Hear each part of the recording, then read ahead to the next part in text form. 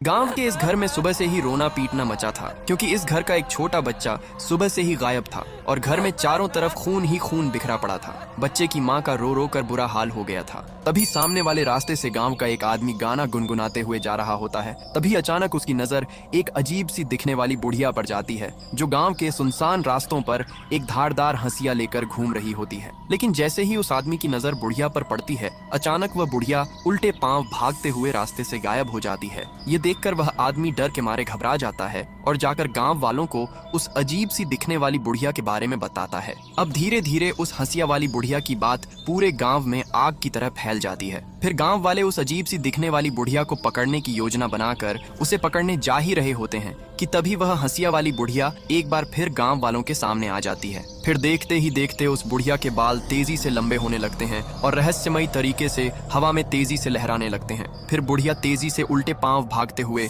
एक बार फिर से गायब हो जाती है। लेकिन सभी गांव वाले एकजुट होकर इस बुढ़िया को ही बच्चे के गायब होने का जिम्मेदार मानकर बुढ़िया को गांव में खोजने के लिए दौड़ पड़ते हैं। लेकिन शातिर बुढ़िया गांव के पीछे वाले सुनसान रास्ते से लोगों की नजरों से बचते हुए एक भारी सूटकेस लेकर भाग जाती है और सूटकेस को झाड़ियों के पीछे बने एक पुराने कुएं में फेंक देती है। तभी गांव वाले बुढ़िया को खोजते हुए उसी पुराने कुएं के पास आ जाते हैं, लेकिन बुढ़िया कुएं में छलांग लगा देती है। तभी कुएं में से एक आवाज आती है, मैंने एक बाबा के कहने पर अपने पोते की सलामती के लिए तेरे बच्चे की बलि चढ़ा दी है। ये सुनकर सभी गांव वाले सन्न रह जाते हैं, लेकिन बेचारी माँ अपने बच्चे के लिए जोर जोर से रोने लगती है। लेकिन फिर भी आपने बेचारे बच्चे के लिए लाइक और सब्सक्राइब नहीं